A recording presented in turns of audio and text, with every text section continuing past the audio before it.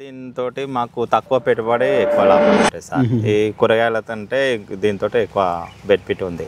శ్రమ తక్కువ, లాభాలు ఎక్కువ ఉంటాయి. పెట్టుకుంటే టెన్షన్ పడాల్సిన పని లేదు. టెన్షన్ అవసరం లేదు, కానీ లేబర్ అయితే అవసరం.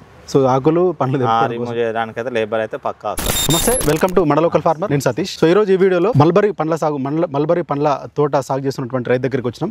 సో ఇక్కడ దాదాపు 10 సంవత్సరాల నుంచి కూడా ఈ మల్బరీ పండ్లని అంటే మల్బరీ తోటని సాగు చేస్తున్నారు. సో దీంట్లో గతంలో మల్బరీ అంటే మనకు జనరల్ గా పట్టుపురుగుల పెంపకం కోసం మల్బరీ చెట్లను వాడి వాటి నుంచి పట్టుపురుగులకు మేతగా కూడా మల్బరీ ఆకులను అయితే వాడేవాళ్ళు. సో దానికి భిన్నంగా కూడా ఇక్కడ ఈ గ్రామంలో రైతులు దాదాపు ఎక్కువ మంది కూడా మల్బరీ తోటను సాగు చేస్తున్నారు. సో దీని నుంచి వచ్చేటువంటి పండ్లని కమర్షియల్ గా మార్కెట్ చేసుకుంటూ కూడా దీన్ని నుంచి ఆదాయం అయితే పొందుతున్నారు. సో అట్లాంటి ఒక తోటలో మనం ఉన్నాం. సో ఈ లొకేషన్ వచ్చేసి సరస్వతిగూడ గ్రామం, కందుకూరు మండలం, రంగారెడ్డి జిల్లా. సో ఇక్కడ రైతు తనకున్నటువంటి పొలంలో దాదాపు 40 చెట్లను అయితే ఇక్కడ పెంచుకుంటున్నట్టు కూడా చెప్తున్నారు. సో ఆయనతో మాట్లాడడం, దీని ఫార్మింగ్ అంటే ఈ తోట పెంపకం ఎట్లా ఉంటుంది, సో ఎట్లాంటి జాగ్రత్తలు తీసుకుంటారు, సో ఎన్ని రోజులు పంటకాలం ఉంటుంది, సో ఓవరాల్ గా దీని జాగ్రత్తలు ఎట్లా ఉంటాయి, సో ఓవరాల్ గా దీని గురించి మల్బరీ పండ్ల తోట గురించి తెలుసుకునే ప్రయత్నం అయితే చేద్దాం. మనతో పాటు తిరుమలేష్ గారు ఉన్నారు, రైతు. సో వారితో మాట్లాడదాం. నమస్తే అండి. నమస్తే సార్. సో మీరు ఎప్పటి నుంచి మల్బరీ తోటను సాగు చేస్తున్నారు? గత 10 years నుంచి సాగు చేస్తున్నారు. సో ఎందుకు అంటే జనరల్గా వీటిని మల్బరీ తోట అంటే మల్బరీ చెట్లు అంటే జనరల్గా పట్టుపురుగుల పెంపకం కోసం వాటి మేత కోసం కూడా మల్బరీ ఆకులు వాడుతుంటారు. సో ఇక్కడ మీ గ్రామంలో చాలా వరకు కూడా ఎక్కువ మల్బరీ తోటని పండ్ల కోసం మల్బరీ తోటను కూడా ఏర్పాటు చేస్తున్నారు. సో ఎందుకు అట్లా అంటే దీంతో మాకు తక్కువ పెట్టుబడి ఎక్కువ లాభాలు ఉంటాయి సార్. ఈ కూరగాయలతో దీంతో ఎక్కువ బెనిఫిట్ ఉంది. శ్రమ తక్కువ, లాభాలు ఎక్కువ ఉంటాయి. శ్రమ తక్కువ, లాభాలు ఎక్కువ. అంటే శ్రమ అంటే ఎట్లాంటి శ్రమ ఉంటుంది? తక్కువ అంటే వేరే ఆడుతో పోల్చినప్పుడు వేరే చెట్లు అయితే ఇప్పుడు దాన్ని కలుపు తీయాలి, మందులు కొట్టాలి, కూలీలు ఎక్కువ అవసరం ఉంటది, ఎక్కువ శ్రమ చేయవలసి వస్తుంది. ఇది ఒకసారి ఆకు తీసినాం అనుకోసారి 45 days వరకు దీనికి ఒకసారి వాటర్ పెట్టుకున్నాం అనుకో, అంతే ఇక మనకు 45 days కి మనకు పొలాల నుంచి పొలాలు వస్తాయి అంతే. సో జనరల్ పెట్టుకుంటే ఎట్లా పెట్టుకున్నారు మీరు? ఎట్లా జాగ్రత్తలు తీసుకుంటారు? అంటే ఒక చెట్టు నుంచి ఒక కొమ్మ తీసుకొని మేము వేరే పొలం దగ్గర నాటుతాం. ఇట్లాంటి కొమ్మ, మంచి కొమ్మని తీసుకొని నాటితే వచ్చేస్తుంది అంతే. సో ఎట్లా నాటుకుంటారు అంటే ఒక్కొక్క చెట్టుకు ఎంత దూరం ఇస్తారు, లేకపోతే లైన్ కు ఎంత దూరం ఇస్తారు? మీరు ప్రస్తుతం 40 చెట్లు ఉన్నాయి అంతకంటే? లేదు సార్, 40 చెట్లు ఉన్నాయి. ఎంత విస్తీర్ణం ఉంది? నాకు 30 గుంటలు. 30 గుంటలు 40 చెట్లు చెప్పండి. 40 చెట్లు పెట్టుకున్నాను. మాకు అంటే చెట్టుకు ఎంత దూరం ఇచ్చారు, లైన్ కి ఎంత దూరం ఇచ్చారు, మొక్కకు ఎంత దూరం ఇస్తారు? సాధారణంగా మన ఇష్టం సార్. మన 4 ఫీట్లు ఇచ్చుకోవచ్చు, 5-6 ఫీట్లు. ఎక్కువ ప్లేస్ ఇస్తే కొంచెం మనకు బెటర్ ఉంటుంది. ఎక్కువ ప్లేస్ వదిలిపెడితే ఎక్కువ ఇట్లా పెద్దగా అవుతుంది. ఇట్లా మనకు చాలా చెట్లు కాకుండా ఒకే చెట్టుకు మనకు 20 కేజీలు అయితే తీసుకోవచ్చు, 30 కేజీలు అట్లా వస్తాయి. సో ఎట్లాంటి జనరల్ గా వీటికి ఏమైనా చీడపీడలు ఏమైనా వస్తుంటాయి? ఎట్లా అంటే వర్షాకాలంలో కొంచెం డ్యామేజ్ అవుతుంది సార్ ఎక్కువ. ఈ పండు అనేది జర మెత్తగా ఉంటాయి కాబట్టి ఇవి మెత్తగా అయిపోతాయి, మెత్తబడిపోతాయి. వర్షాకాలంలో ఎక్కువ ఇబ్బంది. చీడపీడలు అనేవి ఏముండవు, పక్షులు వచ్చి తింటాయి అంతే. సో అట్లాంటప్పుడు ఎట్లాంటి జాగ్రత్తలు తీసుకుంటారు? పక్షుల నుంచి నెట్ వేసేసుకుంటాం. మొత్తం తోటను తీసుకుంటారు. ఇప్పుడు వెళ్ళే పండ్లకు అన్నిటికీ నెట్ వేసేసుకుంటాం. అంటే చెట్టుకి వేసుకుంటారు అన్ని ఒకేసారి వేసేసుకుంటాం ఇక. సో జనరల్ పెట్టుకున్న మొక్క అంటే కర్ర నాటుకున్న దగ్గర నుంచి ఎన్ని రోజులకు దానికి వేర్లు వచ్చి కానీ ఆ తర్వాత పండ్లు ఎన్ని రోజులకు వస్తాయి? పండ్లు అంటే 1 year వరకు మనకు పండ్లు వచ్చేస్తాయి. 1 year వరకు? 1 year వరకు వచ్చేస్తాయి. ఇంత చెట్టు నుంచే పండ్లు వస్తాయి. సో జనరల్ గా వీటికి మార్కెట్ ఎట్లా ఉంటుంది? ఎక్కడ మార్కెట్ చేసుకుంటారు? మార్కెట్ ఇంతకుముందు కంటే హైదరాబాద్ వెళ్ళేది. ఇప్పుడు మన కరోనా నుంచి మా ఊర్లోకి వస్తారు. అంతకుముందు కరోనా కంటే ముందు హైదరాబాద్ వెళ్ళేది. కరోనా తర్వాత మా దగ్గరకు వచ్చి తీసుకెళ్తున్నారు. మీకు ఈ దీనిపైన అంటే ఈ 40 చెట్ల పైన లేకపోతే 30 గుంటల దీంట్లో ఎంత ఆదాయం వస్తుంది ఒక సంవత్సరానికి? ఎంత ఖర్చు ఏమైనా అవుతుంది దీనికి? ఏమైనా అయితే కూలీల ఖర్చు అవుతుంది సార్. కూలీల ఖర్చు, ఆకు తీయడానికి, పండ్లు కోయడానికి ఖర్చు అవుతుంది. ఖర్చు అంటే మ్యాక్సిమం ఒక 20-25 వేలు అవుతుంది ఖర్చు. లాభాలు అంటే 1 లక్ష రూపాయల దాకా రావచ్చు ఇయర్కి నా ఉన్న పొలానికి. మిగతా ఎక్కువ చేసుకుంటే ఎక్కువ రావచ్చు. నాకు ఇంతవరకే నా స్తోమత ఉంది కాబట్టి ఇంతవరకు చేసుకున్నాను. ఒక చెట్టు వాటి లైఫ్ టైం ఎన్ని రోజులు ఉంటుంది? లైఫ్ టైం వచ్చేసి ఇప్పుడు ఈసారి 15 సంవత్సరాలు అయింది. 15 సంవత్సరాలు. దీన్ని కత్తిరిస్తూ ఉంటే మనకు ఎంత కత్తిరిస్తే అంత గ్రోత్ అనేది వస్తూనే ఉంటుంది. తీసేస్తూనే ఉండాలి ఇవన్నీ. ఇప్పుడు ఆల్రెడీ మనం కొన్ని చెట్ల కాకులు తీసేసిన. సో ఇప్పుడు ఏ సీజన్ లో తీస్తుంటారు ఆకులు? ఇప్పుడు ఈ పండ్లు అయిపోగానే తీస్తుంది సార్. ఈ పండ్లు సంవత్సరం అంతేనా? ఎప్పుడైనా అంతే. కోత అయిపోయిన తర్వాత తీయాల్సిందే. పండ్లు తెంపిన తర్వాత ఆకులు తెంపాల్సిందే. ఆకులు తెంపవలసిందే, లేకుంటే కాత అనేది రాదు. ఇంకా అంతే, ఎన్ని రోజుల నుంచి అంతే. పండ్లు తెంపిన వెంటనే ఆకులు కూడా తెంపాలి. ఆకులు గిట్ట తెంపేయాలి. అందులోనే నాకు ఫ్రూటింగ్ అనేది, ఫ్లవరింగ్ అనేది దాంట్లో వస్తుంది. సో ఇంకా ఎట్లాంటి జాగ్రత్తలు కానీ లేకపోతే ఎవరైనా కొత్తగా ఫార్మర్ ఇటువైపు రావడానికి అంత స్కోప్ ఉందా అంటే మంచి లాభాలు ఏమైనా వస్తున్నాయా ఎట్లా అంటే మాకు హైదరాబాద్ దగ్గర ఉన్నందుకు మాకు బాగుంది సార్ ఇక్కడ. ఇంకా దూరం అంటే ట్రాన్స్పోర్ట్ ఇబ్బంది అవుతుంది, చాలా రోజులు నిల్వ ఉండదు, నిల్వ ఉండదు. దూర ప్రాంతాలు అయితే మన దగ్గరలో మార్కెట్ ఉంటే చేసుకోవచ్చు.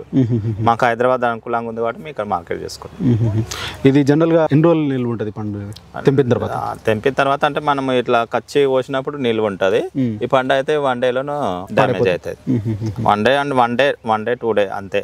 వీటిని మొక్క పెట్టుకున్న తర్వాత నుంచి ఎట్లా దాన్ని గ్రోత్ పెరిగే క్రమం ఎరువులు ఏమైనా వేస్తుంటారా? ఎరువు అంటే మామూలు పశువుల ఎరువు వేస్తాం అంతే, అది పెరిగిపోతుంది. దీనికి వాటర్ అంత అవసరం లేదు సరే. మాకు మెయిన్ ఏంటంటే వాటర్ ఇబ్బంది ఉందనేసి ఈ మల్బరీ సాగుకు వైపు వచ్చినాం. ఇంతకుముందు జామ తోట పెట్టినాం కానీ దానికి ఎక్కువ వాటర్ అవసరము. దీనికి వారానికి ఒకసారి ఇచ్చినా సరిపోతుంది అంతే. దీనికి వాటర్ అవసరం లేదు. వర్షాకాలం అసలు వాటరే అవసరం లేదు. ఎండాకాలం ఎట్లా ఇచ్చుకుంటారు? ఎండాకాలంలో 2 డేస్ కోసారి 3 డేస్ కోసారి తడిచుకుంటారు అంతే. ఇంకా వేరే మిగతా ఫర్టికేషన్ కానీ లేకపోతే మందులు ఏమైనా వేయడం కానీ స్ప్రేలు కానీ అట్లాంటివి ఏమి ఉండవు?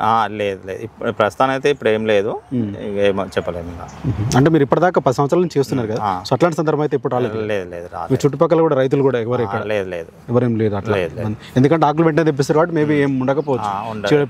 కాకపోతే ఈ వర్షాకాలమే కొద్దిగా వస్తే ఏదన్నా మామూలుగా పాడైపోవడం అంతే తప్ప ఏం పండ్లు పాడైపోవడం. కాకపోతే ఒక ఎల్లో ఈగ అనేది వస్తుంది, అది వచ్చినప్పుడు బాగా ఈ ఫ్రూట్ మీద ఆలుతుంది అనుకో, ఏది మీద రెట్టేసినంటే ఇందులో పురుగులు వచ్చేస్తాయి లోపల. ఇప్పుడైతే రాదు. తెంపినప్పుడల్లా మీకు ఎంత దిగుబడి వస్తుంది? ఎన్ని కిలో అంటే నేను ఇప్పుడు 6 చెట్లు ఉన్నాయి సార్. ఇవి అంటే ఒక రోజు ఒక విధంగా వెళ్ళాయి. ఒక రోజు 5 కేజెస్, 10 కేజెస్ యావరేజ్ అంటే రోజు 10 కేజెస్ వెళ్తాయి. అంటే మీరు మొత్తం ఒకటేసారి కాకుండా స్టెప్ బై స్టెప్ ఎప్పుడు ఉండేటట్టు. సో ఆకులు పండ్లు తెంపడం తర్వాత కూడా ఆకులు తెంపడం కూడా అట్లా స్టెప్ బై స్టెప్ ఇది తర్వాత నెక్స్ట్ తర్వాత అట్లా. అంటే మీకు వారం అంతా వస్తుందా జనరల్? ఎట్లా డే బై డే తెంపుతుంటారు? ఎట్లా తెంపుతుంటారు? ఇప్పుడైతే డే బై డే తెంపవలసిందే, రోజు తెంపుతూనే ఉంటాం. అంటే మీరు జనరల్ దీని షెడ్యూల్ ఎట్లా ఉంటుంది? డే బై డే తెంపుతుంటారా లేకపోతే? ఇప్పుడు కచ్చా అంటే ఇప్పుడు బెంగళూరు వెళ్తున్నాయి సార్. ఈ సీజన్లో ఇప్పుడు బెంగళూరు తీసుకెళ్తారు. ఇప్పుడు ఆల్రెడీ వచ్చారు బీహార్ వాళ్ళు, బెంగళూరులో ట్రాన్స్ఫర్ చేస్తారు. ఈరోజు కచ్చి తెంపేస్తాం, పొద్దున్న నైట్ మరి ఎక్కడ వేస్తారే మాకు కార్గోలు వేస్తారో తెలియదు, బెంగళూరు తీసుకెళ్తారు. సో ఇప్పుడు ఎంత నడుస్తుంది మార్కెట్? అయితే 130, 120 అట్లా 150 నడుస్తుంది ఈ వర్షాకాలంలో. ఇంకా కొంచెం డిసెంబరు, అక్టోబర్ అయితే ఇంకా 200 గిట్ట అమ్మొచ్చు.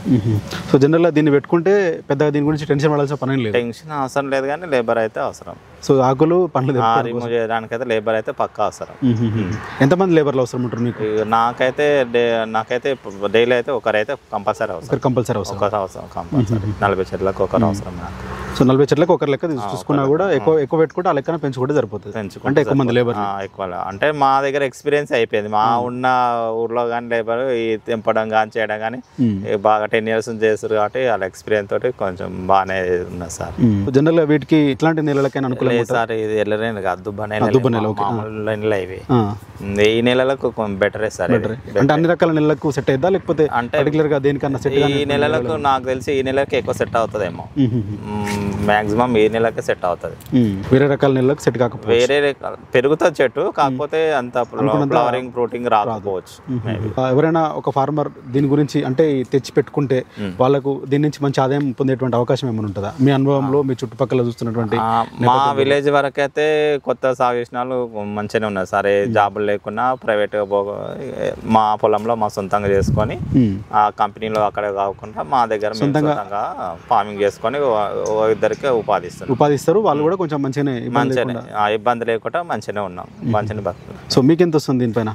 మా ఇయర్కి అయితే ఇక 1 lakh వరకు వస్తుంది. దీని నుంచి అయితే ఎట్లాంటి ఇబ్బందులు ఎవరైనా కొత్తగా పెట్టుకున్నా కూడా ఎట్లాంటి ఇబ్బందులు అయితే ఏముండవు. కాకపోతే మనం దాని ట్రాన్స్పోర్ట్ అమ్మడం అదే చూసుకోవాలి. హైదరాబాద్ చుట్టుపక్కల అయితే పర్వాలేదు, ఇంకా లాంగ్ అంటే ఇక చెప్పలేము. హైదరాబాద్ చుట్టుపక్కల అంటే జనరల్ ఎట్లా ఎవరు కొంటుంటారు? ఎవరైనా హోల్సేల్ డీలర్ అంటే ఎవరైనా ఉన్నారా అట్లా? లేకపోతే మా దగ్గరకు వచ్చి ఇప్పుడు హోల్సేల్ ముస్లిం వాళ్ళు వస్తారు, వాళ్ళు లింక్ సిస్టమ్ ఉంటుంది. వాళ్ళు ఇక్కడ నుంచి మళ్ళీ వేరే వాళ్ళ సో ఏజెంట్ లాగా తీసుకెళ్తారు మధ్యలో అట్లా. సో డైరెక్ట్ రీటైల్ మార్కెట్ ఎంత రేట్ ఉంటుంది?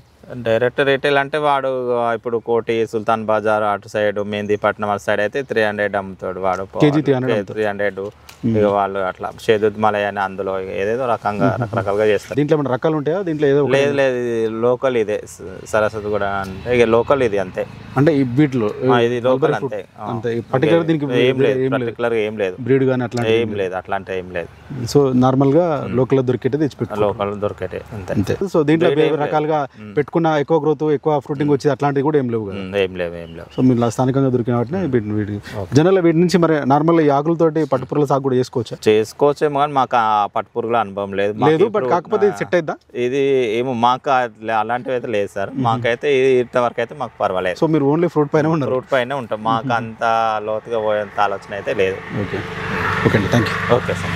సో తిరుమలేష్ గారు దాదాపు 40 చెట్లను ఇక్కడ పెంచుకుంటారు. సో 30 గుంటల స్థలంలో కూడా 40 చెట్లను అయితే పెంచుకుంటారు. సో వీళ్ళు డే బై డే ఫ్రూటింగ్ తెంపుకుని ఆ తర్వాత దీన్ని లోకల్గా స్థానికంగా వీళ్ళ దగ్గరికి వచ్చేటువంటి వ్యాపారులకు వాళ్ళకి అమ్ముతున్నట్టు చెప్తున్నారు. సో సీజన్ల వారిగా కూడా దీన్ని నుంచి వచ్చేటువంటి ఫ్రూట్స్ని మార్కెట్లో డిమాండ్ కూడా ఉంటుందని చెప్తున్నారు. సో సీజన్ల వారిగా కూడా దీని నుంచి ఫ్రూట్స్ కూడా వస్తున్నట్టు చెప్తున్నారు. సో మొత్తం మీద దాదాపు 10 సంవత్సరాల నుంచి వీళ్ళకైతే దీంట్లో అనుభవం ఉంది. సో ఏదైతే స్థానికంగా దొరికేటువంటి రకాన్ని వీళ్ళు ఎంచుకొని కూడా అంటే దీంట్లో పెద్దగా ఎట్లాంటి బ్రీడ్లు కూడా ఉండమని చెప్పి వాళ్ళ మాటల ద్వారా తెలుస్తుంది. సో వీటి నుంచి కూడా స్థానికంగా 100-120 రూపాయల కిలో చొప్పున కూడా అమ్ముతున్నట్టు తెలుస్తుంది. సో కొంత మార్కెట్ని బట్టి బెంగళూరు కూడా ఎక్స్పోర్ట్ చేస్తున్నట్టు కూడా స్థానికంగా ఇక్కడ నుంచి కొంతమంది వ్యాపారులు వచ్చి ఇక్కడ నుంచి ఎక్స్పోర్ట్ కూడా చేస్తున్నట్టు చెప్తున్నారు.